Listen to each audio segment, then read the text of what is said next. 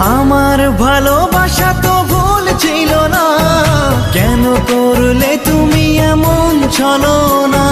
কি দোষে দোষী করে তুমি চলে যাও, অশান্ত মন আমার কিছু বুঝে না। প্রশ্ন করে দেখো তোমাকে তুমি, বুঝবে তাহলে আছে কেমন আমি।